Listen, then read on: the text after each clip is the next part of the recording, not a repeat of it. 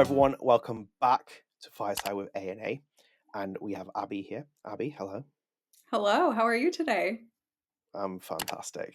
Not the 25, 30-minute conversation you probably guys will never see, but yes, I'm fantastic at the time of recording. And we found her before she disappears again. We have to always grab her when we get the chance. But this is going to be our episode for May. So welcome back, Abby. It's always good to catch up with you. It's been a while outside of our mini podcast that we do usually to each other.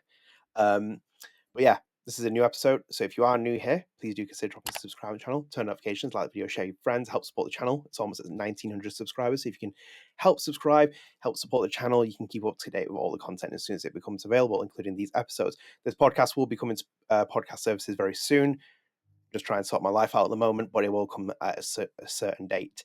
So, that is unspecified date as well, just to put onto context with that. But it's been a while since we recorded. I think it was April or late March, and I think it went into April.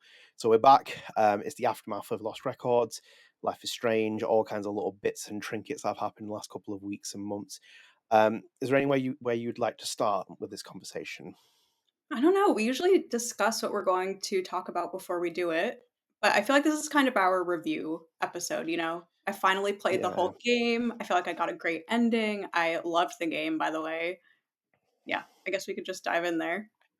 Yeah, I mean, you did yell at me before and say like hit the record button. I'm like, okay, we'll go from there. So we didn't actually get proper plans to discuss what was going to be said. But yeah, let's start with Lost Records. Lost Records is always a good place to start. Okay, well, you start. I've literally done like a 2 hour review. You are here. What did you think of it? I thought it was incredible. I think you described it as Life is Strange on steroids at one point in one of your previous podcasts, and I feel exactly that same way. I think that the character development is some of the best work that Don't Nod has ever done. Of Mm. course, there were some like UI types of glitches. We talked about one particular scene where you're looking through Kat's window. That scene is a little bit glitchy, but it all adds to the charm. I thought it was an absolutely incredible game. I can't wait to play again. No, it is a very cool game. I think they did really good work with it. I think it just needs ironing out in certain areas, and I think it'll be even better as an experience. Yeah, I think there's both pros and cons. I've noticed this with myself, and I keep flip flopping between what I liked and what I didn't like about the game. There were like a more large majority of likes that I personally enjoyed with it, and then yeah, ultimately it really did hit the home on a lot of points. You really like double exposure as well. Did you enjoy this more than double exposure? Way more than double exposure, yeah, and my well, you know, my thoughts on double exposure have evolved over time, and I feel like I've pulled back a little bit from my enthusiasm of the game. Yeah. I mean, Lost Records is a totally different beast. I feel like just like I said, the character development was much more, fleshed out than I think anything was in double exposure, and I loved the characters. I love the fact that they featured them as older women, well, not older, like in their 40s as well. Mm. And I just thought there was a lot of nuance in the characters, and I loved how gay it was too. I was gonna say, I bet you loved that scene when they were dancing, weren't you? That was like Michelle Oh, Co's yeah. favorite scene. It's like we were doing that on the podcast, and Adam was like, "Yeah, I'm not surprised at all. That is Michelle's favorite scene." I was like, "Yeah," and I was like, "That's also Abby's like favorite scene." I bet she's just died and like gone into dream heaven at this point Sure when she's like is. seen that. Yeah. So where I do you In ship the that pit? scene, like, no matter who you end up getting closest with, I feel like it's wrong not to dance with or at least dance with, if not kiss Kat in that scene, because as far as you know, she's a goner. Yeah, your final. No. What, you're not gonna dance with um, her? Like, come on. I mean, so I mine gameplay when experience was in the first playthrough was Swann and Cat. Adam went with just dancing on his own, and Cat was with Nora. And I'm still not sure how I feel about the way it all goes out because, so at least for me, and I know it's player choice and dependent stuff. And even the promotional material all the way back, it always felt that the game was setting up for Autumn and Swan to be a kind of combination, and then Agreed. for Nora and Cat to be the kind of pick in the game. And yet, I don't know if it delivers on the final front, at least for the moment. Like having seen some of the playthroughs and some of the experiences, it feels like that player choice. I kind of would have eliminated it in certain respects and be like, oh, you either like Kat is a love interest for you or she's not. And I know it might be a bit hard because like the way that the dynamics of the group work, but it does feel a little bit off certain ways. Like in itself, like if you want to do Swann and Nora and whoever else you want to do, like knock yourself out. Like it's not someone for me to question it, but it's just I felt like it was a little bit. It just feels a bit weird sometimes doing some of the relationships and the way that they go. I felt like quite felt quite bad for Nora because I was like, hang on a minute, you really like her, and it's like I'm here, just like stood there. Um, yeah, Yeah. it's an interesting way that they've done it, and I think they've probably done it intentionally like that. But I just feel a bit like, I was like, maybe you should just like been like, oh, it's just Nora and Kat as an option, and then Swann and Orb as an option. But then also people would be furious because they really enjoyed Kat, and Kat became like a standout for the game.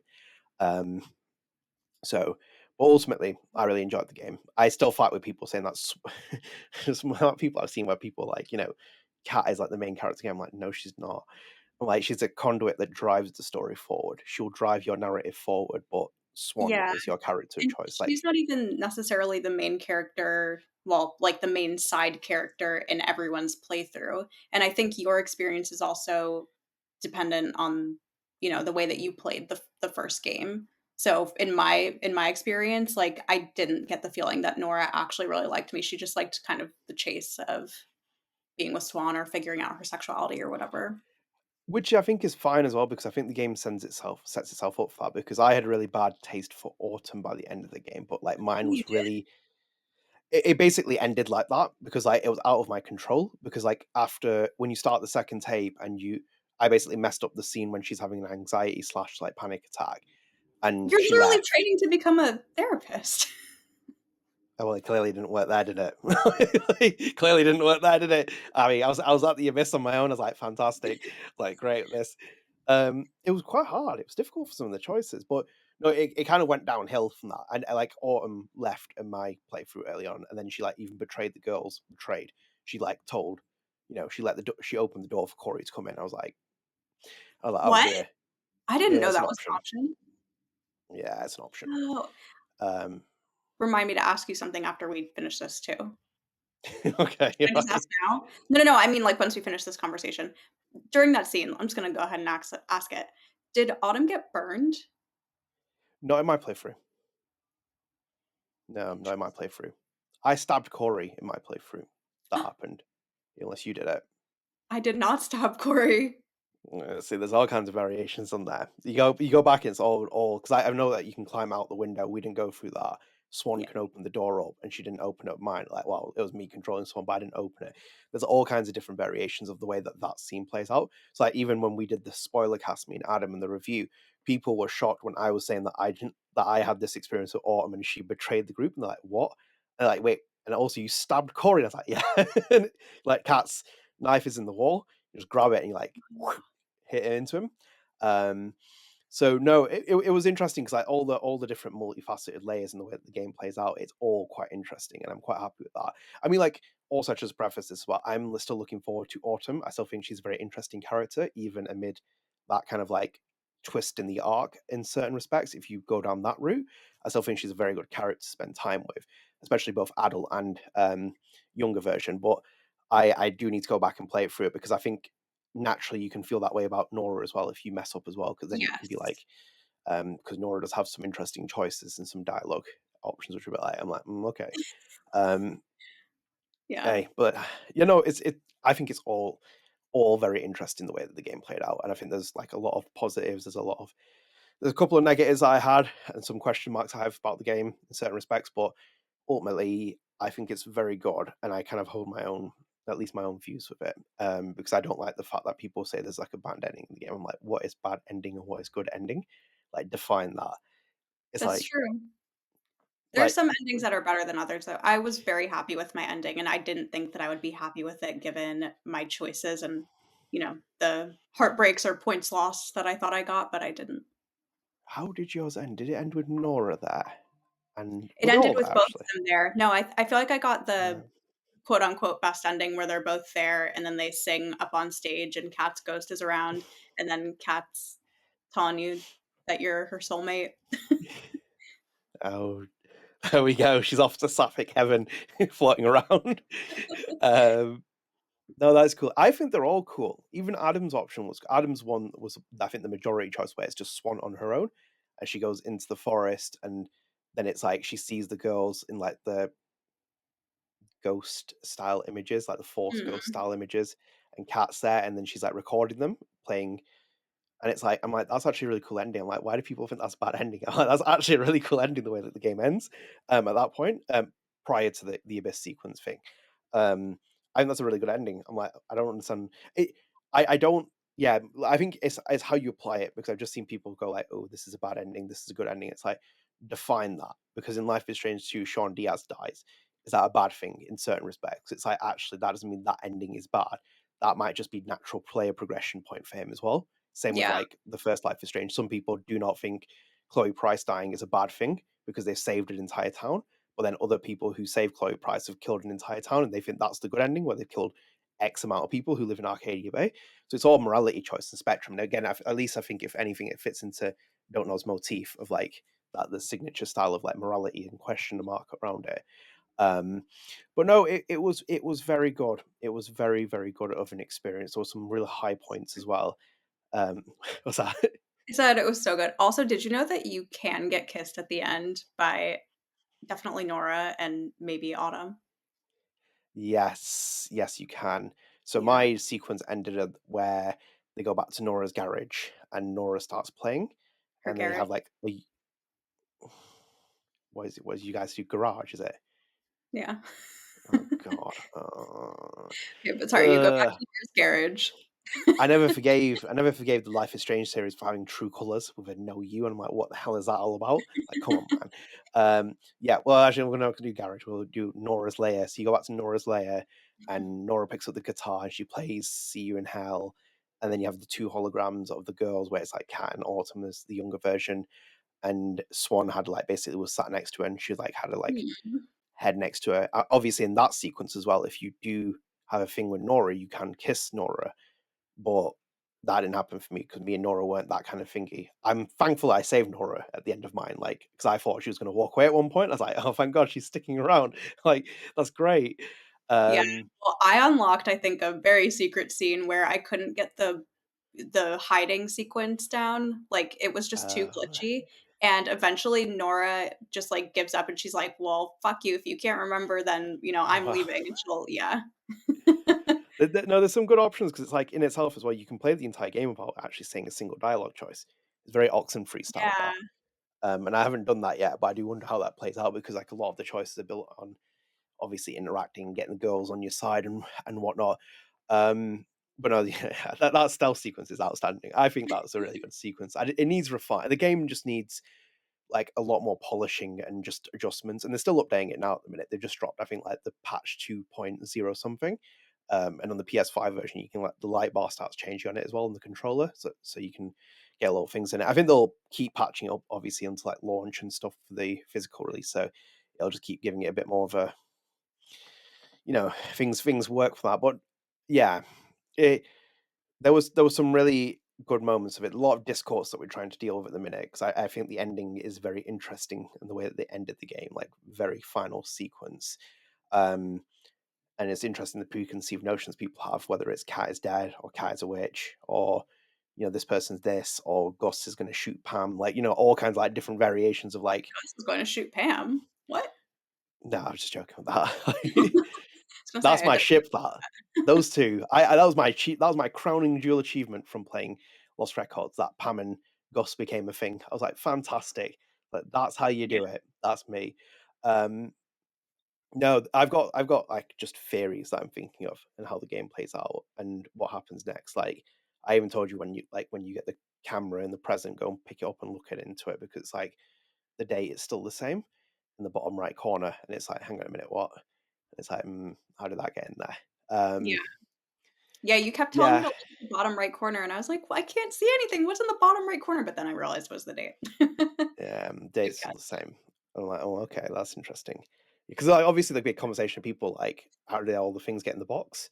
It's like the box has been sent there, and it's like, I don't know, man. There's also a powered lock on it by like, where you have to put code in it to open it. Like anything could happen here, you know. I enjoyed all of it. I really did. I think there's enough. Like, I think there's still plot points that needed fleshing out, and I think certain things could have done better.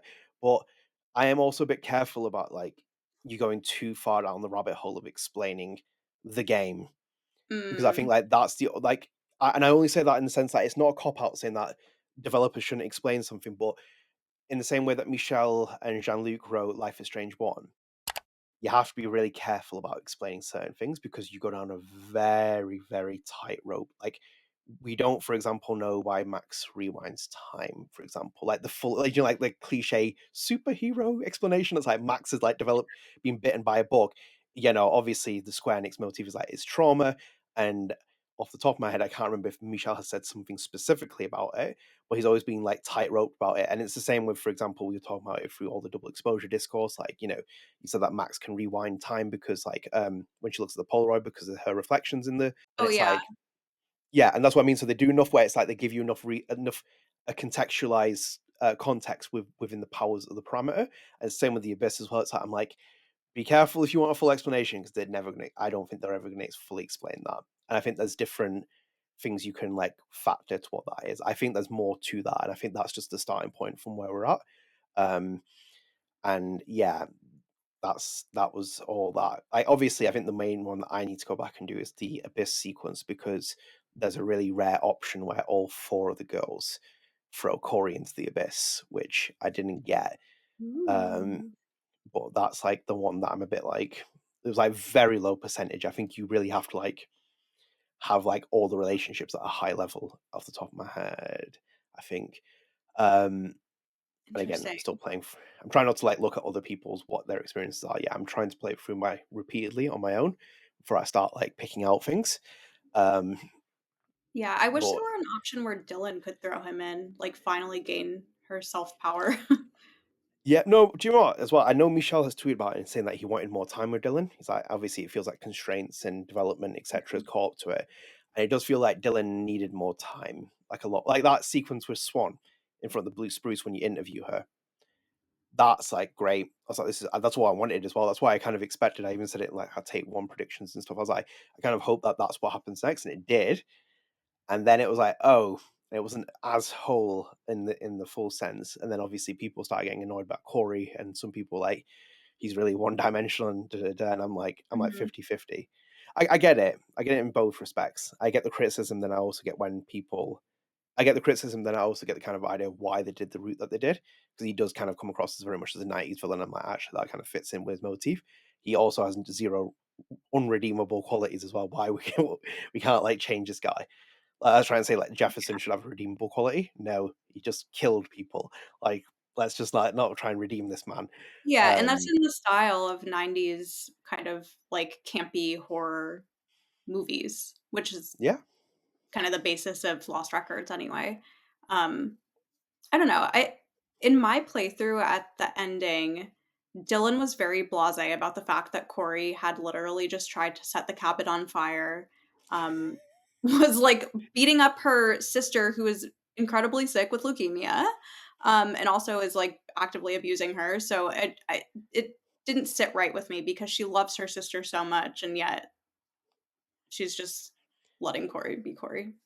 no, that's what I mean. So it's like it depends on your relationship dynamics. Because like Swan, when I really sided with I was gonna say Daisy, when I really sided with Dylan Mhm. before Corey went and picked her up in the beginning of the second tape, then you start seeing the dynamic switch where she becomes like a little bit more hostile to Corey, and she's like, Yeah, she like puts her foot down. But then it depends on other outcomes. It feels like it feels like there were portions of the game which were needed to kind of fill that in either side, even if she was your close friend or if she wasn't. Um, and I think like I know what you mean by that because it's like it feels like sometimes it feels like it goes from one to one extreme. Like it feels like with a little bit with Corey as well. I feel like Corey needed a little bit more time in certain places. Still an interesting character, as you said. He's very much like it feels like a '90s thing. It feels like something he would come from a Stephen King film or even like Scream as like a film, like a cliche horror villain. I feel like he does come from that, yeah, feels which intentional. is which is fine as well. Like it's not necessarily a bad thing. Like if you do what they did last time and you do the Frank Bowers, Dave Madsen position, then people are just gonna be like, well, don't us just doing the same thing. It's like, well, you can't win, can you? Like Yeah. you know, you have like one or two options.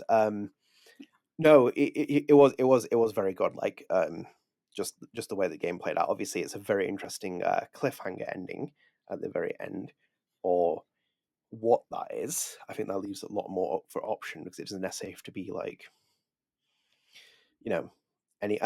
I remember when we did the review, I kept saying to some people, I was like, why is everyone saying that she jumps into the abyss? And no, she Well, can because enter the yeah, her eyes kind of, like, fill up with the abyss, so right. it's almost like she's jumping down. No. So basically, when I did it, I was like walking around the abyss, and I pressed square because the prompt didn't come up, like it didn't Yeah. clear with the text. When I did it, it just like put me in there. I was like, okay, the scene's playing out. So then I went back and played it afterwards because people were like, oh, she enters the abyss. I'm like, they're like, she jumps into the abyss. I'm like, she doesn't jump into the abyss. And I'm like, oh, I was like, you mean that she enters the abyss? So I took like the literal sense where people were like she's jumped into the abyss, and I was like, what? Like I didn't see this in my fucking ending where she like jumps into the abyss. It's like no, Yeah, she enters it. I think that did happen literally in my Well, the playthrough. the other thing that happens in the game that I've noticed so far is that you see the black shadows that appear in the game, Yeah, which some those are people attribute to bugs. And there's two of them that are very early in the game that I keep hearing, which is Corey and Kat. And then towards the end of the game, there's a third one that appears outside the blue spruce with the two mhm. other ones, and it's Swann, and it's adult Swann. And like in itself as well, even if you go back through the game and you're with young Swann, you can actually ring adult Swann on the phone doing with the when you're doing the phone dialing ones because you have all the different things. Yeah, you can do all kinds of things. You can access an outfit from it Yeah, on the I saw phone. Nicefield posted that. Yeah, I've been following like Nicefield for thankfully for doing that, and yeah, you can actually ring future Swan. Future Swan will send you a message as young Swan, and it's like it starts connecting all those like little dots and what's happened here, and it's like That's really cool. yeah, well that's what I mean. Like it doesn't mean like Cat is dead. I think like people jump into that very quickly, and it's like, is she dead? Like the way the game plays out as well, like, obviously mine, she falls in with a bit with Corey into the abyss, but the other option is she sacrifices herself and she, like, goes into the abyss of her own accord kind of thing. So it's There's like another option too. She which didn't jump is in mine. what did she do? She just stayed out there and she didn't do anything. Like, we don't know what happened to her. You didn't get the scene where, like, at the end, she's like, "Oh, we can never talk to each other again." Yeah. Yeah, she But didn't jump in and she didn't sacrifice herself in mine. does she, like, fade? Where it's like, and she, like, just fizzles away? Yeah, is that her jumping into the abyss? Yeah, that was me saying that she jumps into the abyss when that's what I said when she sacrifices herself, she just, like, No. fizzles away, um, Okay, I which didn't capture that. yeah, they open it up in the story where it's like they do like a lot of these different variations, and I think this is where the game kind of becomes a little bit messy in parts for certain people. At least where you feel like, oh, actually, that's not explained and that's not explained. You have to kind of get certain routes which explain things easier. Because obviously, in mine, like when she goes in with Corey, and then it's like Dylan's like on the floor bawling her eyes out, and it's like then Swan's like, we can't talk about this again. It's like we can't do this. And they all make the pact and Mhm. then leave, and it's like, hang on a minute, what? And it's like you're like kind of sit there thinking, it's like we need more like further context to establish why this has specifically been done, like at least to Yeah, give a bit more credence to it. And then obviously, I think if you see it from the other perspective, I was like, oh, actually, that makes a lot more sense. But it's like I'm a bit like, okay, I feel like that needed a little bit more kind of like grounding and a bit more kind of like this is why we're doing the pact and this is why we're not going to talk to each other for X amount of years. And I think like obviously I think like they made a big deal of the 27-year things. I think that's kind of thrown people a little bit because it's like I think that's obviously in reference to it and the time period that takes place where it's 27 years, but it's just basically that's how long it's taken for the package to come back. And obviously the abyss reemerges, which we're still learning about the abyss. Um, my one of my theories I said to Adam, and I think at the moment is like I feel like just at the moment, I feel like the Abyss might have a bit of a morality spectrum going to the next game or whichever interesting. game. So, like, you have to remember, like, this Abyss turns up in the game out of nowhere. And then there's, like, little collectibles that will explain finite details about the Abyss. But the Abyss, the way that the game plays out so far, and you think about it as well, you throw certain things into the Abyss, and it's like a trade off, isn't it? It gives you something back. So you throw something in, you throw the flower in, you throw Swan's hair in, the girls throw their own kind of items in it, but no one's actually gone into the abyss until that sequence. And then who are the people that go into the abyss? You have Kat, who is like the pure embodiment of like good and joy and morality and like, really good things. And then the other one is Corey, who's an evil shithead. So it's like, actually, technically, you've kind of given it balance, haven't you? The Abyss, where it's got both good and bad to it now. Do those two characters control it, empower it? Do they give it like some kind of like morality where it's like, they might give you a really good thing or they might give you a really bad thing? There's an option there.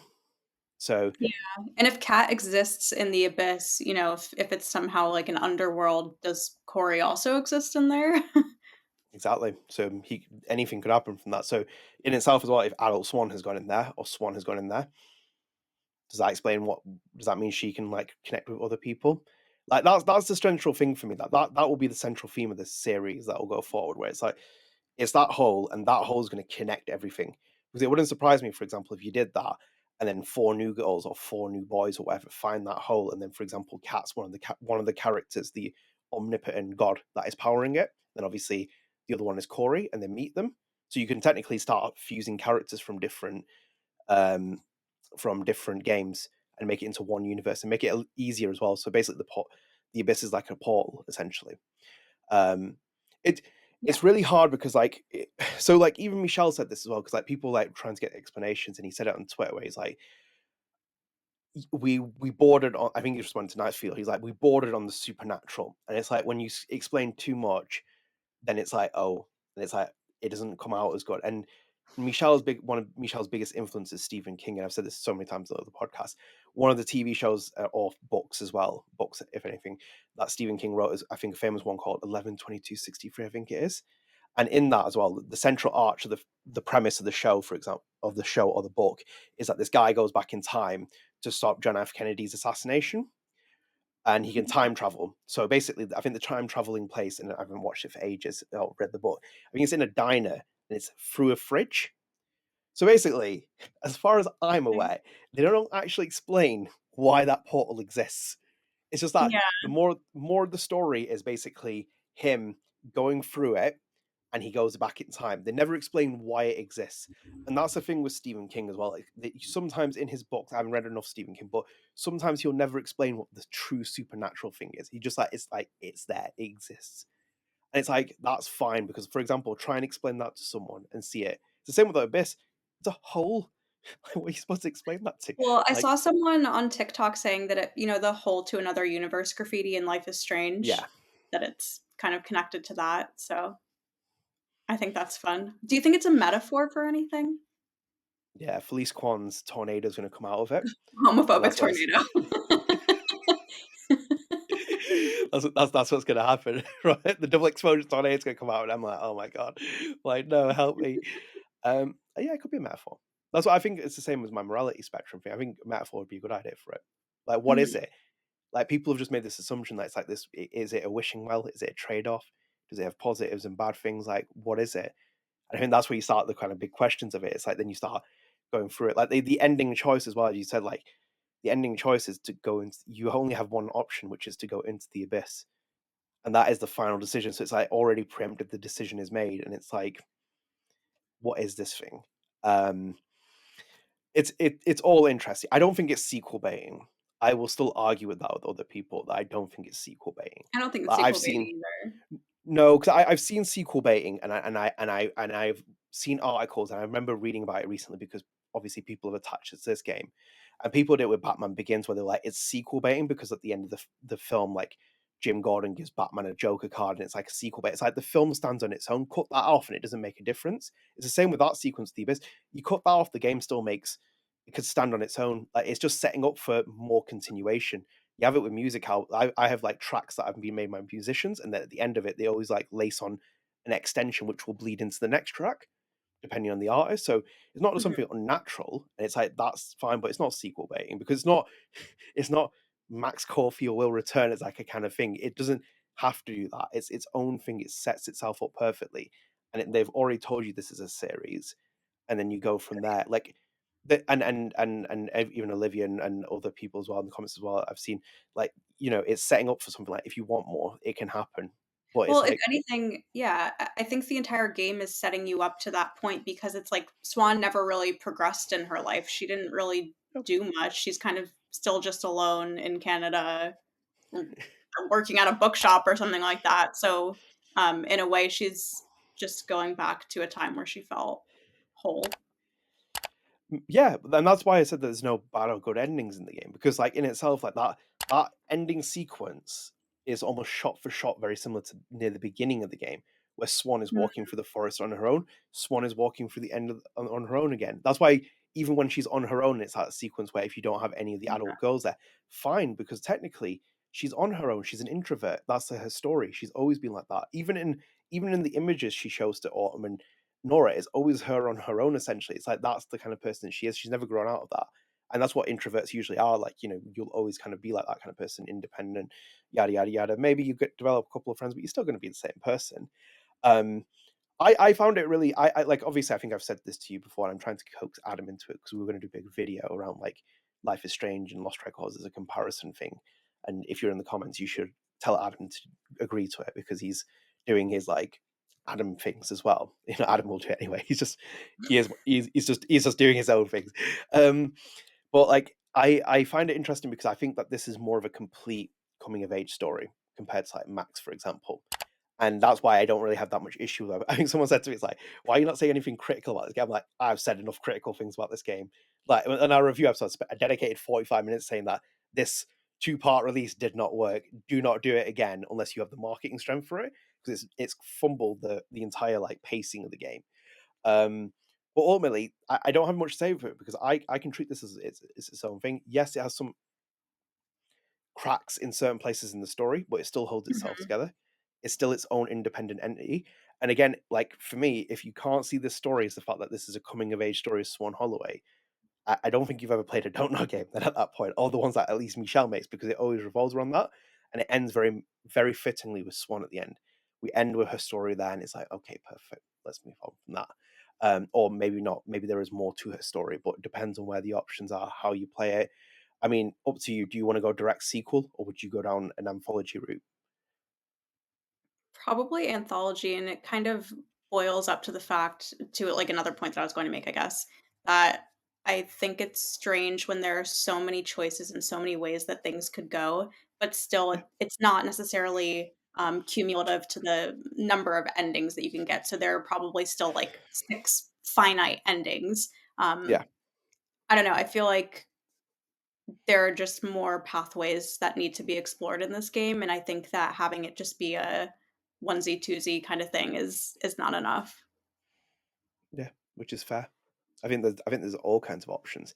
Yeah. Like as as you said, if you establish at least with Corey, Cat, and Adult Swan potentially being in the abyss, or like being at least the Yes. conduits that connect it, those characters can interlink with other characters, and then the decisions you make with Swan, i.e., relationships with like Nora and Autumn, you can bleed into the games, where it doesn't like ultimately hinge onto something. So it's like if they ever made a sequel to a direct sequel to it, that might be quite difficult. But I feel like you could make a sequel anthology style where it's Correct. like these two characters at least, or three characters including Corey, can kind of like start coming in. Like it doesn't take that much for like Nora to just be a character in Velvet Cove again. Obviously she's not there now, but you could bring her back and like She's not wearing start a ring moving. on her finger. She can go anywhere she wants. There you go. Like there you go. You can bring all you like start mingling and like move things around. I think there's enough parameters there. I think that they like in the opposite, for example, when we compare it to like obviously double exposure, this is where an independent studio has its own autonomy over its story. And it's created a game where it has fail safes built into it, as you said once as well, double exposure. It's like there's like barring the one fail safe that's left in that game, the rest are all obliterated, but this one has quite a lot in it. So it's like at this point they could easily be like, actually, we've just seen Cat has really good popularity. Let's just pivot off that and go off that. Because like Michelle has said that as well. It's like he said like we didn't obviously we're really thrilled with the excitement people had for Cat, and we expected it to be popular, but not as popular as she has become. Because like Cat feels a bit like Chloe Yeah. Price esque at the minute in terms of popularity with a lot of You think people. Oh, in terms of popularity. In Yeah, terms of no, no, actual character, Nora obviously is the one-to-one yeah, comparison. yeah. I feel like parts of Chloe Price are in for example, in Cat. So it's like the personality, the attitude, and certain things are like there.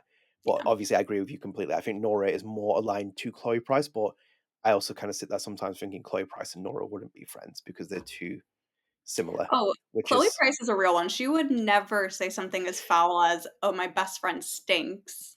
Yes, that is. Disgusting behavior, Nora. I Yeah. don't like that character at all now after hearing that that's a possible line that you can get. Yeah, it is interesting because I saw, at least in what paraphrase off one of the comments I saw in our YouTube, because I have the community section on the page, and it's like people go and like comment it.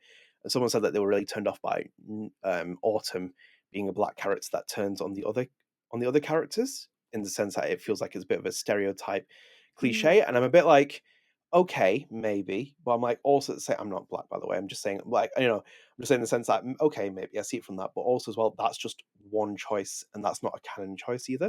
So it's the same with Nora, that you had that experience with Nora, and I had that experience where she's like, Kat's like, oh, don't tell the secret. And it's like, Nora has said it, but then at the same time, it's like, it might be different in a certain other playthrough if you approach it where you do actually become more friendly with Nora, and she does seem to pivot that way. Because you have to remember as well, in very early in the game, in tape one, even Nora rats out Autumn saying that, oh, Autumn didn't think you'd turn up, Swann. And then even you hear adult Autumn apologize to adult Swann saying, oh, I didn't mean that in that way, but I'm happy you turned up. And it's like, Oh, that back and forth. I mean, Yeah, it's that's in the not as first. bad as the period thing or the "you smell" comment. Wait, can we just quickly talk about the period comment? Because to set it up, you know what I'm gonna say, because I accidentally hit something Go. that I should not have. Um, so like Nora tells Swann if you call her up that Kat like bled through her jeans or something like that. And then later on you can say to Kat, like, hey Kat, do you still have your period? And I saw the dialogue come up and I quickly hit it before it went away and I didn't fully read it. So Jesus Christ. Well, I didn't have that option. it's So so funny. thankfully. Well, there's all kinds of different options. I think there's ones about Swann and swimming classes, and her body positivity, and all those. That's why there's so much variation. And at the moment, as I said before, like, please don't like call us out on the podcast. I'm still playing for this game. 10 years with Life is Strange takes more time with this game as well. I Why want would to they play it call us myself out? rather. Well, it's usually there's always like one person who's like, "Well, now Nora's social security number was 6787, and you got this wrong." And it's like, no, it's like I need time with my games. It's like I want to play them. I'm not going to sit there watching a YouTube playthrough nonstop. I need to like play it myself and experience it firsthand. Obviously, some things will be like wrong, but it's always difficult to kind of get into it. And I'm like literally swamped at the minute of work. It's driving me crazy. But anyway, um, no, yeah, I think it was all. I've got like a lot of question marks left, good question marks at least, and I'm happy.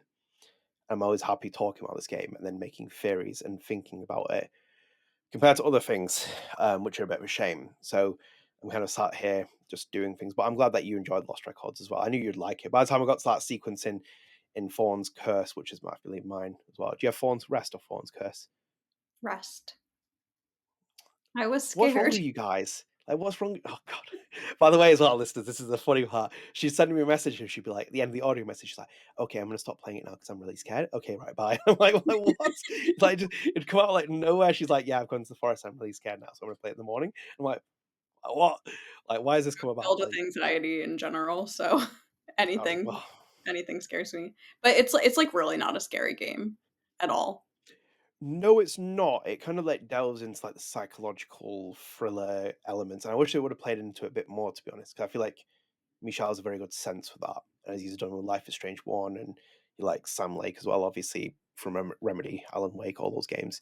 So he has like a big thing for psychological horror elements, which is Mhm. always good.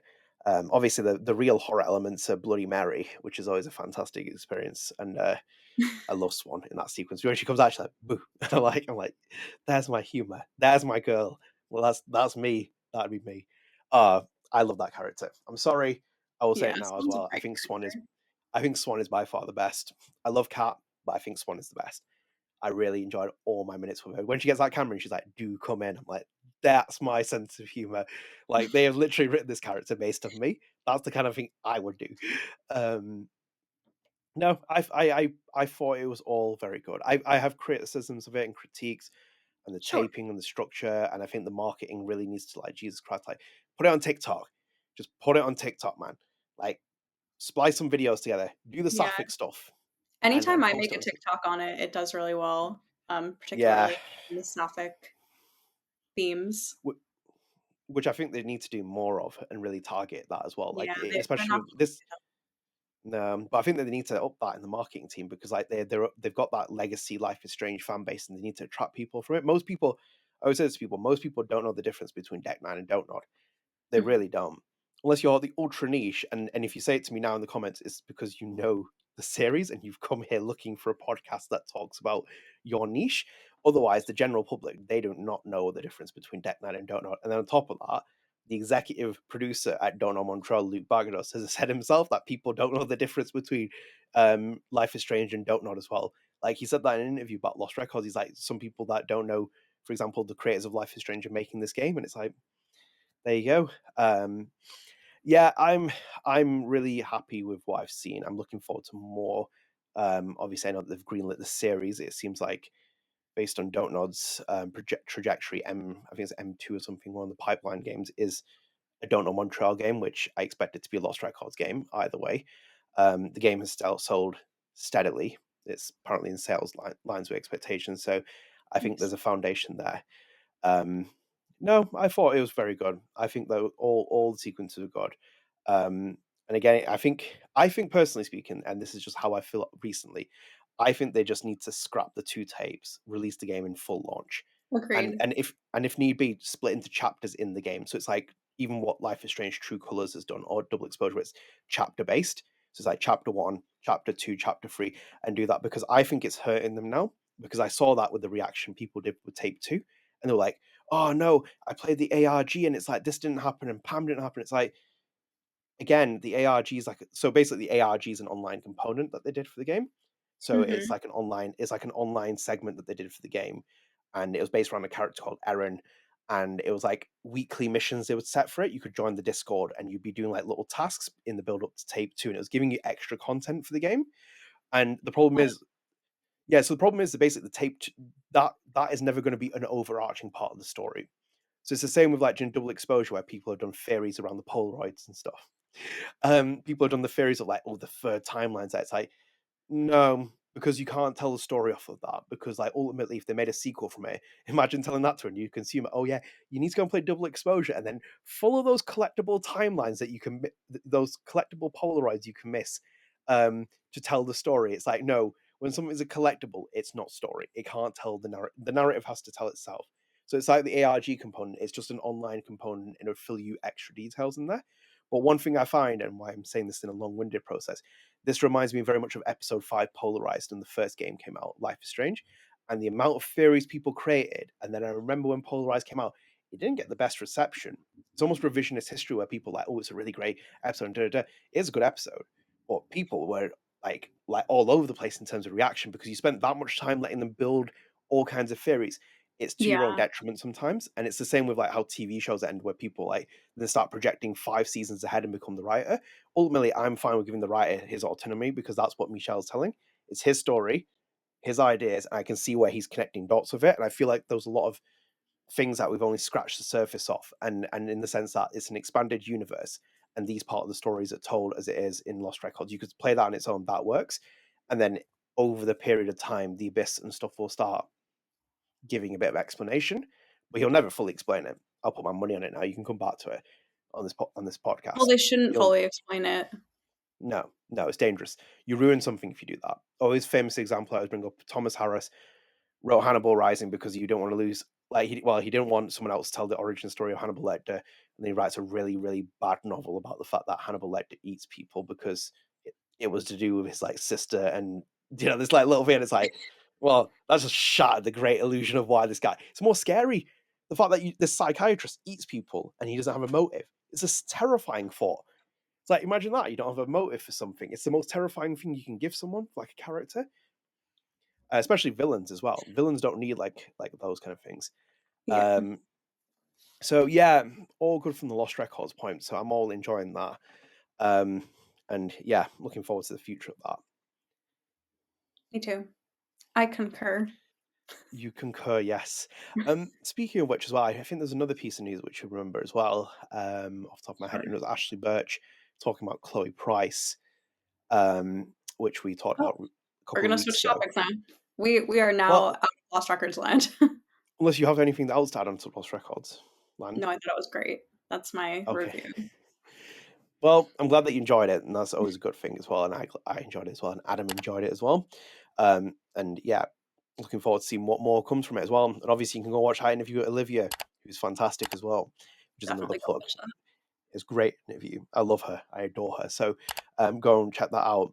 But yeah, let's shift gears because I know you talked about this and it's something we could talk on the podcast. Obviously, it was Ashley Burch, if you remember correctly, who was talking about. It was definitely ambushed with this question, but she was at the BAFTAs in April in London in itself. And she was there and she did an interview with, I believe it was The Gamer. And they asked her about what she thought about double exposure and about Chloe Price, and it was very much a diplomat's politician response. And obviously, people like mixed uncertain feelings of it. It was exactly what I expected it to be, and the response that she did. I mean, what else is she going to say? She can't really poo-poo on a company. Like, even if it's Ashley Birch, lady Yeah, still got to eat. true. I mean, I just think it was a masterclass in like maintaining that fan boundary so you're not shattering the illusion for fans, but also she kind of it was like a little bit snippy, but in a professional way because she basically said, "Well, you fucked up the character, but she's not my character anymore." So Pretty much, yeah. If you watch the video, you see a facial reaction change when the question comes up. I'm like, yeah, I don't have to be like a, I don't have to be like a psychiatrist. Like, notice different body cues and the way people move around. It's like, it isn't all like obviously in itself. Like, I feel like she's done it as well because like no one will ask her that question again because she's like, I've already answered that question, so you can kind of get out of it as an actor. It was inevitably going to turn up in itself as well.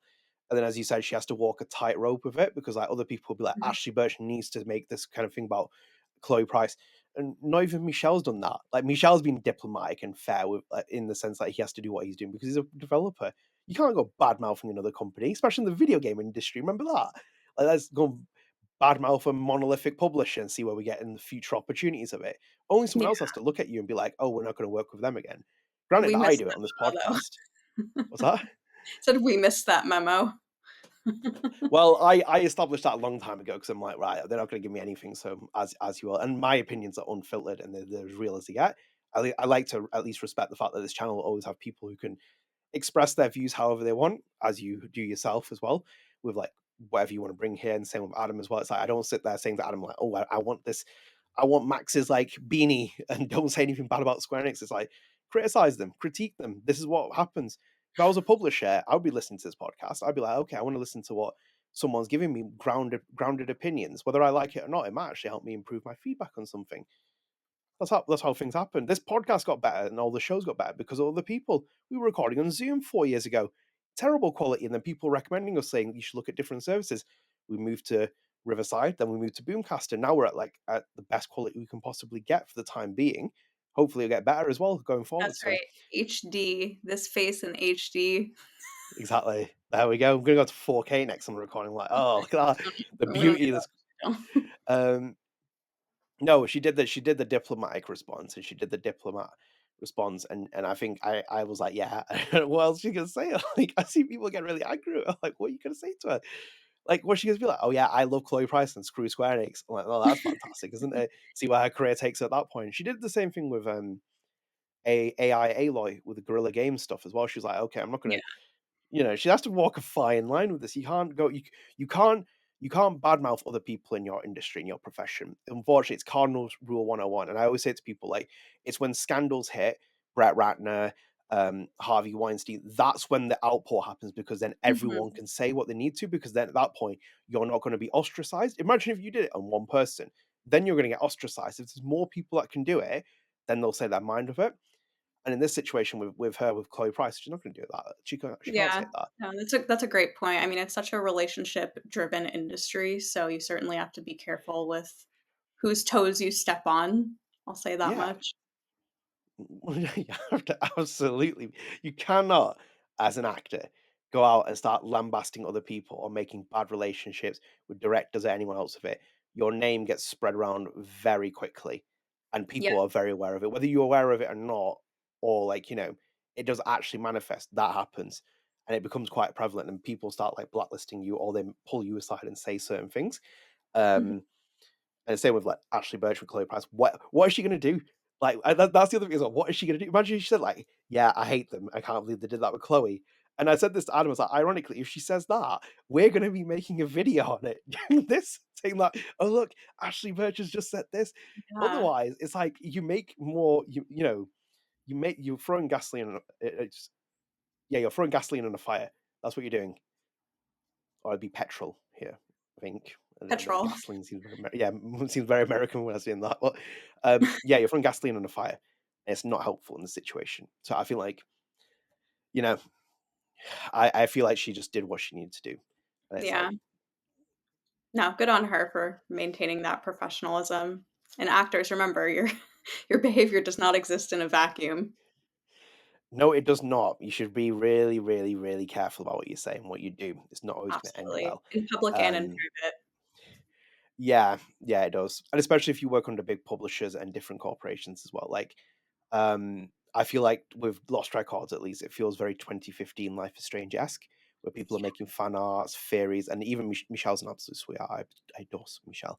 It's like he's always like responding to people and like interacting with them in his very Swann Holloway coded approach, where he's like just interacting with people. And it's like, that's one thing I point out as well. Like, you look at Lost Records, like Luke's not as prevalent on social media, but like Juliet and like Michelle and all the Don't Know team like pop up here and there and respond to things. But no one did that on Double Exposure. No one did. I can't remember anyone doing it in True Colors. Like they're all of social media. Like all that vibe of like the era of like 2015 Life is Strange, 2017 Life is Mm, Strange Before the Storm. It's gone. So that's why it feels like a very corporate thing. So even when we were covering Life is Strange, it was like the same two culprits or three culprits. I think every media interview with Double Exposure, it was Aysha Farah, John Stauder, and Felice Kwan, and that's it. And then it's like you sit there thinking, like, hang on a minute, like these are the three people, and then at the same time, it was annoying people and winding them up amid what they were doing. And then it's like when I bring back here on and we do our podcast as well from on StrangeCast, everyone's like, "This guy's a sound." I'm like, "Yeah." I'm like, "There's a lot of people like him. There's a lot of yeah, sound people like him," and it's a shame because it's like these are the kind of people you'd love to tell stories about, but the way that the gaming industry works now, they don't even let any developer on anything anymore. It's like to have a chat. Like what a great way that would be to have like peel back the curtain and let people talk about the games and do that. Instead, publishers like absolutely circumvent that completely. And in a general sense, I'm making that statement as well. Um, yeah, I think the Ashley Birch situation is what it is. And then we're still stuck with where Double Exposure's at right now. I think I'm like sitting here thinking like, by the way, as well, it's like it's a 1 year anniversary going in October. And I was is saying it to Adam off really? podcast, Wow, it's 1 year. can't believe It's been on perpetual sale. It's bombed. And it's like, and I said to Adam on podcast, I was like, Adam, I was like, it's around the corner. I think we'd have to play it again so we can like talk about the anniversary. And he was like, I'm like, you're gonna have to play it again. I haven't been back to it yeah. once. I mean, the thing is, like, there's no real replayability value where I Nope. feel like there is with Lost Records because there are so many different variations of the scenes. But with double exposure, it's like all you get at the end is the homophobic tornado. The homophones on it. Oh God Almighty! There's like so many things that happened in that game that the way that game played out. One day I'll write a book about it. It'll be interesting to see what I can actually put on How it paper as should well have before I gone. get. What's that? Is that how it should have gone? You can talk about your idea. I pitched my idea to a couple of people. They thought it was very interesting. There's It big was a praise good I got from idea. that. I was impressed with I it. I put it up to other people as well who thought it was a really good idea. I was like, oh, actually, that's really big praise. That I appreciate that. Um, yeah, but the thing is, on my idea, like all it takes is one thing to be said, and it breaks the entire game. That's what happened to this game.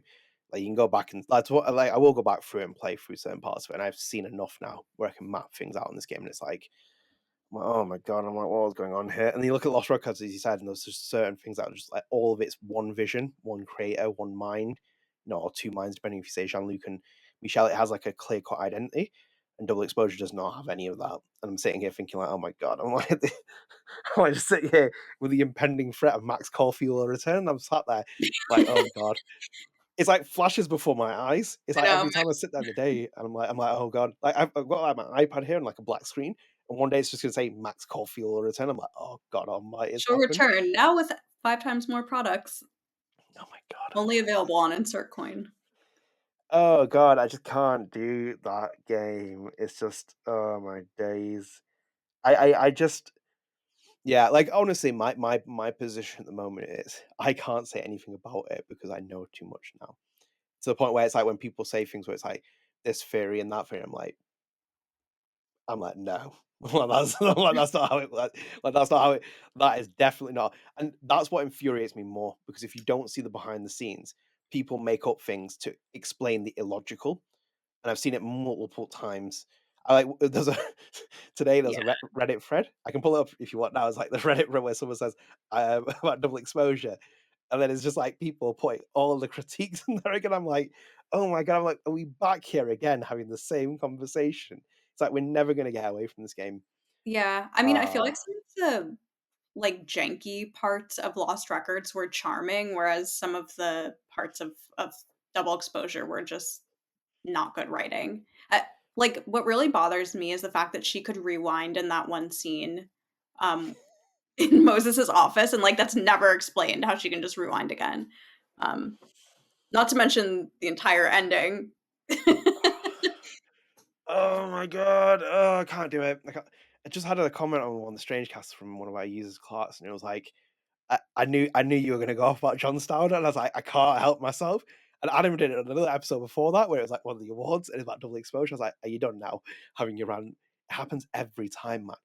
It's just frustration, and like, and as you said, like just the illogical is never explained. As I said before, the minute someone explains to me who killed Safi, like the bounty will be delivered. I'll be delivering the bounty to you fresh there and giving you all the info you need from that. But like, no, it's just never going to explain. It's a very polarizing game, and I honestly don't think like unless Square Enix is willing to take its grip off of everything and let autonomy be had on development teams, Issue. I I just don't see this series picking itself back up because like the way that the series has gone and the direction of it and the way it's been presented, not everything is bad about double exposure. And I've always had to say that because like there are a lot of unsung heroes in that. And we had that, for example, with Back Air. I think Tessa Rose Jackson is an unsung hero for the soundtrack with Feel for Music. Same with Hannah Tell in the performance, Webb Pickersgill with the performance direction.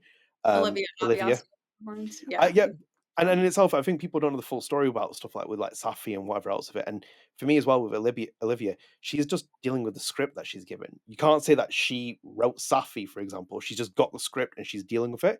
And I think the actors do more to try and save those characters because the way they're written, it makes no sense. It's even like Felice admitted why she was like, yeah, in the early stuff for Loretta, we wrote her as this kind of like character who's infatuated with Lucas, and it's like almost like Jefferson Victoria-esque style. But then instead we made her a Snoopster, and we all loved it. And I was like, what? It's like she infinitely became 20 times more annoying as a character. I was like, that approach might have been a bit more interesting had Yeah. you put it into something. It's like now she just became annoying, and in itself as Which well. is Like one thing I fine. don't I get. mean, that's what the character is. The character is really obnoxious and grating. But you can make her more obnoxious in a endearing way as well. So it's like, for example, the game when you're walking through certain parts of the game, even when you're exploring, they should have had her podcast pop up in the corner and it plays her audio and she's giving you live coverage of it. Because like most games do that now. I know it's a bit more higher end in certain AAA games, but this game could have done it because there's one or two sequences where you're walking through like just empty areas and they could have just had her podcast pop in the corner. She's like, and here's a live report from da da da. And it contextualizes stuff in it, and you're actually making it sound like she has a podcast. It's like I say that as someone who owns podcasts. Like you need to make it a bit more kind of like for people make it more believable. And it's like with this game, for example, at least with Lost Records, it feels believable with certain things that were happening in there. It was like, oh, this is happening, that's evolving, and we're having things in there. And the Donald team show a lot of care with it. Like we just put Lost Records journal episode out, and in there as well, they've done the patch notes. And in the patch notes, here, listen to this as well. They basically went in and patch noted some of the license plates because they are not right for that area. So they've gone back and changed them just to make them more accurate. Not many developers would be willing to do that, but don't notice, and they keep changing things that they might have gotten a little bit incorrect. And it's like that shows like a fine art of crafting and a bit more kind of appreciation for your game when it's away from a publisher and you're doing your own thing. And it's like with Life is Strange, no, it's like no, we're not having that. And I'm like, um, yeah, I just don't. God Almighty, yeah, God help what happens next, because there's a lot of stuff to be had there. Yeah. Speaking of which, as well. because I know you've seen the news as well, Webb Pickersgill left his role as the Oh, performance director at Deck Nine. He's now doing the co-dev service, and I know mm-hmm. you're a big fan of Webb's work on the performance direction as well at Deck Affirmative. Nine. Yes, Affirmative.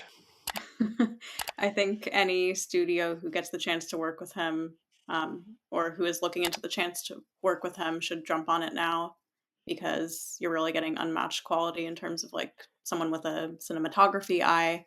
Um, I'm sad for the Life is Strange franchise, but I mean, what are you gonna do?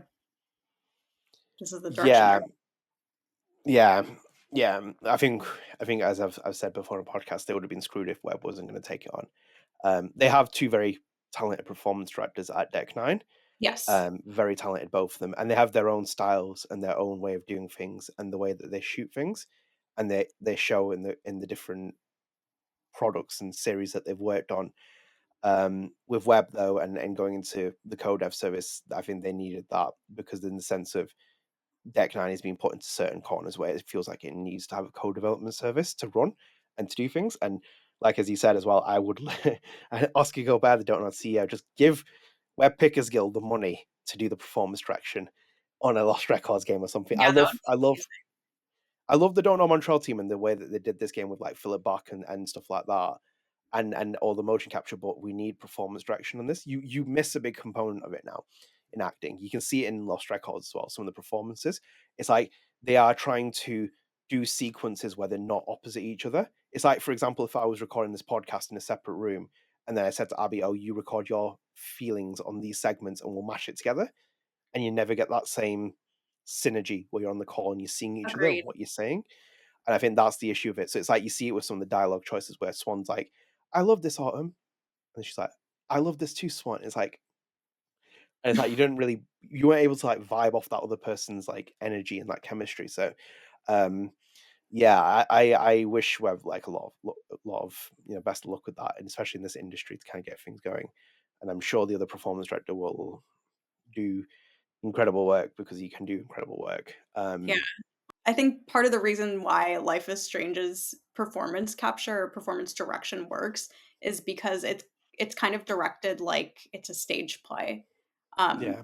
So there's definitely more expressiveness and kind of like soap opera vibe that comes through, and I think that really serves the story, especially when the story is like so crazy.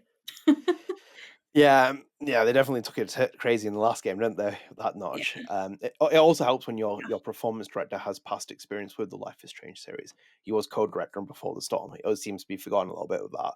No, I wish him nothing but the best. I think he's Of fantastic. He's course. really good. He's got a fascinating vision Yeah. on what he creates. Um, so yeah, that's among many other things. I've got an interview with Aysha Farah, if you'd like to discuss a bit of that, which That would I be watched. fun. I So wanna talk I pulled. What's that? I wanna talk with Aysha Farah. No, I didn't interview her. Someone else interviewed her. Oh, I thought Um, we were gonna get to interview her and ask her our burning questions about the story. Imagine her coming on my podcast. That'd be interesting, wouldn't it? I liked uh, her dialogue. I mean, I thought the story lacked some logical sequencing, but I liked the relationships with the characters. Alright, moving on. Yeah, I'm gonna like move you away from this before the hate mob comes on to you. Um, no, she did an interview with was it a show called the Anti Sokol Hourish Show podcast? It's a very small podcast. And in there, just like I watched it, it's 50 minutes. A very painful 50 minutes, I will just add. Not a dig at Aysha Farah, just generally the podcast just like, okay, Okay, we'll just stay Adnan, in we that. get it. No one runs a podcast like you do. Yay. No, I think the formatting was very slow among many other things. No, but like some of the key talking points, there were a lot more. I didn't take the full notes, but like one of them was praising John Stauder, which when that went on Twitter, there was some interesting responses. Like, yeah, she spoke about the social impact award thing at the GDC Awards where it didn't go there. She said that Yeah. lead writer Deandra Warwick did a fantastic job on DE. Well, okay. Um, and then she said she also worked on a project that she can't talk about due to NDA. Wonder what that is. Fortnite. And then she says as well, this is the worst part, this really triggered a lot of people, says that, quote unquote, a lot of her, end quote, is in Vinh Lang and Safi from Life is Strange Double Exposure, and went as far as to admit that the quote unquote two most controversial characters, end quote, are her favorites. And I was like, oh boy. Vinh? What's that? Vinh is a favorite? Oh yeah. Sorry, actually, let me pull this. Actually, I pulled out a quote here on there as well. Yeah, Kenna responded to me about it, saying Vinh of all characters, good lord. I responded saying she says he's like a quote unquote gay theatre kid, and so was I, end quote. Then I put, but Vin's not completely gay in the game though. Yeah, he's not. In fact, he's No, kind of creepy and misogynistic, but yeah, okay. yeah, he's just, but he's not like a full blown gay character, and it's like Yeah. he's a gay theatre kid. When does he do any theatre, barring the theatre points that you pull up, where it's like it becomes like a bit of a musical? Like, not really any theatre Yeah. done, is there? I mean, he's flamboyant, but he's not gay. He's bi. So we're playing into a stereotype then, are we? That just because he's I'm not gay, the he's one going to be stereotyping. flamboyant and stuff like that. I'm just like saying, like, it's like, come on. Yeah, she brought these up as interesting points. The Deandra Warwick one is a very interesting one. Seeing as Deandra Warwick spoke about double exposure after release, and she was like, I was a bit spooked by the reaction the game got. And I was like, really? I wonder why. Like, were you really that spooked by like the reaction people are going to get when you break up the two most iconic Sapphic couple possible? Yeah, the aftermath is going to be fun. There's a lot of stuff to do with Life is Strange. And apparently the game did not sell well. I think since I last spoke to you as well, there's a Japanese analyst who said that it didn't sell well. I was like, shock. Did not expect that to happen. I mean, did the original sell well? Yes. Oh, it did? It sold. Oh yes, it sold very well. Oh, well, then I don't know what I'm talking about. That was the one where it went like that. That's what took the series off. They released it in Japan. Well, never intended to be released in Japan. It got that popular. That's when Life is Strange moved to Japan. I was like, wow, that's incredible. Yeah, Yeah, it look how sold well. It had a smaller budget as well. Obviously, it's now like, even when Deck 9 does it, and it's not like, compared to other studios, it's still like the budget is more extreme. And like, when they charge, look how much they charged for the game. You bought the cat content, you got ripped Well, I off. didn't know that I bought the cat content. I thought that it was I don't know how I got it back then. Can I just say something as well in between Yeah. that? What makes me even more despicable about Life is Strange, and even with the series and stuff, is after the interview we did with Olivia Lapore, and the Don't Nod team out of their own back put her rabbits into the game out of Yeah. their own accord as a really good gesture. But then you look at the flip side of it, and Hannah did interviews before saying that the cat content was her favorite thing to shoot in the game and everything else, and they spliced that off and made it into a monetizable situation in the game. And I'm like, that's even more despicable that Ooh, happened. yeah. I was like, that's horrible. That, like, That's even with corporate. Miso, she's like, yeah, it's so corporatism. It's like that content, like what 5 minutes of content that's cut off, literally like 5 minutes. Like, was it 5 to 10 minutes? I think you can watch the videos like smack bang on the thing, and your reactions are priceless on the podcast as well. We're like, yeah, did I play it? It's like, yeah, Loretta took it away. Peak capitalism. You bought it, it's gone. See you later. Wait, but it did make me a little bit sick. So I think it was like Olivia's like absolutely over the moon. She's so happy, and everyone can wear that top no matter where you are in the game. But the cat content, for example, you'll never be. I've never experienced cat content. I'm not paying for it. Like, even if they put it on sale, I'm not buying the cat content for double exposure. And I feel so sorry for Hannah, because it's like, obviously it was a big thing for her cat Miso to be in it. Or all the cats are actually, That sorry, was all the his names first are in there. I mean, it was his breakout role. He's in the credits, man. I'm like, come on, man. It's like, can't believe that you like have to do that. It's just like corporate greed and like everything else. But the way they charge the price of the game, Lost Records cost me £30. Double Exposure sitting on my shelf for like £60 or something that I bought it for 50 quid. I'm like, fantastic. Just getting dust over there now. Wait, Like, so you didn't have any cat at all in your playthrough? nope. Oh. The cat does Yeah, not turn up. interesting. Like I said, I didn't know that I had purchased it, and I was very surprised that what it was is Oh no, how much I it did get costs. the cat. I got the cat advert at the end of, I think it was the second chapter. There's a screen that popped up saying you should buy the cat content because then it goes into the next part of the game. I was like, fantastic. That's my Yeah. cat content I got. Fucking Well, if advert you there. just me jump, that's my real life cat content because they're destroying something outside there. Standard. Yeah. That's the cat I got literally a cat advert saying you should buy this content for it. No, the cat from off the top of my head, and God, it's like double exposure is like a distant memory now. Off the top of my head, it's when the cat turns up at the house. When Max goes out, Mhm. cat comes into the house, cat remains in the house. You have one or two sequences in the house with cat, and then at the end of the game, Max gives Loretta the cat, and Yeah. Loretta goes, that's literally the cat content. As far as I can remember, I don't think anything else happens with that cat. So it's literally about 10 minutes. They spliced off an entire section of the game for 10 minutes and monetized it.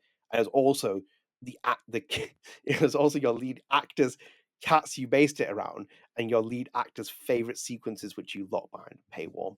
And I'm like, that's just utterly, utterly despicable. And I compare it to the Olivia situation, who's like blowing up like she's like, this is amazing, incredible, and anyone can play as her cats. And it's like, no. I'm like, oh God, I can't. God, I hate. Ugh. God almighty, man. It's just so angry. It makes me angry about all of it. Because like Hannah Tell's got like a bad rep from this Yeah. entire sequence. And I adore Hannah Tell as well. She deserves so much better. And also as well, your game would be even worse if she wasn't in it. I 100% bet you the narrative would be different. People would never have played this game with Hannah Tell. And then also, the other thing I think about as well, if they hadn't brought Hannah Tell back and the poor actress that would have taken over for Max, Oh, she she would probably have been never would have eviscerated. yeah, she never would have worked in this industry ever again. Like, not a chance of it. And it's like, thank God for that. You didn't make that stupid decision as well, like not bringing her back or something. Like, could have ended up even more in tears. The situation. Yeah, I miss True Colors. I want to go back to True Colors. Like, True take me, Colors take is me back. great. Take me back to those days. Oh my God, the series has gone off a cliff. Like even the quality, the other content, the books and stuff. God, like that Heatwaves book was ridiculous. I almost like set myself on fire at one point reading it. I was like, this is horrible. The only thing that got me through was Erica Murray's reading. I was like, oh, she's a really good narrator. I'm like, otherwise, it's She's literally diabolical, a the voice entire thing. actor by trade. Yeah, it helps out, yeah. Oh, Miss Murray. Yeah. God almighty, help me. I don't know if anything else has happened in the period that I've last seen you, news-wise. Nope, just finished Lost Records and loved it. I feel like that was kind of the point of this podcast was for us to review Lost Records because everyone was just itching for my review. Of course, I wanted to hear about all the gayness that you saw in the game, which you loved as well. That's what I Oh, was doing in the game. I was like, that's really gay, and she's gonna love that. She's gonna love that. And she's gonna love that. And I was like, yeah. yeah. They made cat strip in your game, right? In your playthrough? Oh yeah, Nora definitely made a strip. That's like, Yeah. just, I have to get the option uh, where they can kiss in Truth or Dare. oh, I did not get that. No, I did not get that. Mine went quite thingy dark. I think like at one point we read through Kat's diary or her book. Oh, yeah, I stopped that before it got to that point. I didn't. I was reading. Oh dear God. I was like, I've been peak Swan here. Like, try to read through all this. It's like, God, yeah. I just can't. I really enjoyed Lost Records. I hope we see more Lost Records. I'm sure we'll see I more think we Lost will. Records. I want to see more Olivia Lepore. Bring back Olivia Lepore. That's all I Yeah. care about. We need to see more of her. I really enjoyed that interview. I hope she comes back as well some point soon. Because it was fantastic. But yeah, all the actors were great as well. I think they're all fantastic in their own right. Um, Yes, it, absolutely. it has. I think Lost Records is basically Life is Strange 2015-esque vibes, even down to the cast size and like Oh, the I mean, actors. if this were released pre-2017, it it would have been a movie by now. It would have been like a feature Yeah, film. But I think yeah. the narrative style in this or this genre in general, is just kind of going out of style. Yeah, the industry's gone into a horrible direction in the way it's gone. I think that you can probably salvage something in this genre, but you'd have to be like really smart to kind of like twist it in a way which makes it work and gives people like that reason for it. Because, like for example, let's plays aren't as popular. People did do let's plays on this game, but they're not that same 2015 hype. People's Twitch stream all kinds of like weird stuff, and it's like horror games are the more popular option with it. I think Alana Mhm. Pierce, if you know of Alana Pierce, she's the journalist, former journalist at IGN. She like did Yeah, a big expose video, like 20 minutes or something. It's 20 minutes about like the way the gaming industry is going and where like the stock market helps dictate the gaming industry and the way these yeah. AAA publishers go. It's the same with like Lost Records. It's like if this, as you said, if it would have been released in 2015, 17, great. And this is the problem with Don't Nod. They invested so much money in that process to get all these studios up and all these projects. The industry moved forward, and now they're backpedaling, trying to get certain things in place where they can try and keep themselves afloat with it. And Lost Records has done relatively well. I just think it needs a bit more, keeping people in the product. And I think that's where I think the tapes need to go, personally speaking. And you just make it into one full-blown release. It comes out, chapters, split it up, bang, there you go. And it's like everyone plays it, because then other people aren't going to come back to it after 2 months. It had a big drop-off rate on a survey I saw. It's only a sample size, and obviously I know things change. People come back at different times and spaces and stuff. But No, it but was a the big attrition, drop-off. I think, is always going to be a problem with sequenced games like that. Yeah, no, it's not the same industry anymore. It's so different for the way people want games and how they're told, and the way games are made now as well. And I think, like, generally speaking, yeah, there's a lot of positives with it. They just need to fine tweak it. Like the music, the soundtrack. Oh, so good.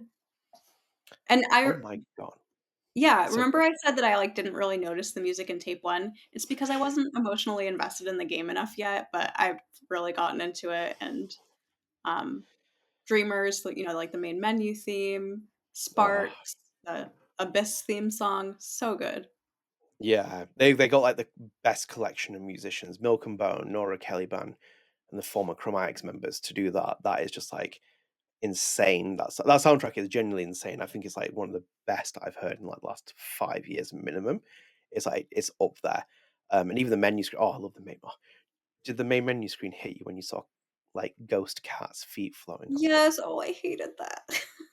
I was like, oh my god! I was like, what are you doing? Like, there's that many variations of that menu screen. Is crazy. Because obviously you can have the one where all the girls are there with Cat. Mhm. You can just have Swann with Cat.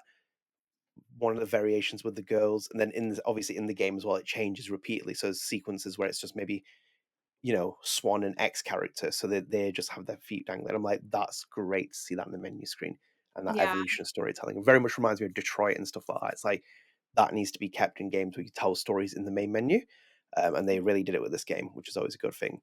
But yeah, there's so many great things within this game. I just think it needs refining in certain places, and then it'll just be like, I almost don't want the refinement because I think it adds to the charm. And it adds almost to the feeling of it being like a 90s style game where there is a little bit of grit to it. I agree. I think maybe in the refinement sense of like the technical aspects and different little qualities, like refine to the point where it keeps that indie-esque vibe, as you said. Yeah. But don't make it corporate the way that like Life is Strange's logos. Like when you look at Life is Strange logos, it's like, oh my god, it's like, why are we going so corporate with it? It's like it looks like a Starbucks to you, where it's like slowly goes from like color to like dark grey and drabby, and it's like, get your coffee and get out of here. It's like I always remember that. And as you said, even with the 90s as well, like you go into a McDonald's in the 90s, remember those? They were so colourful.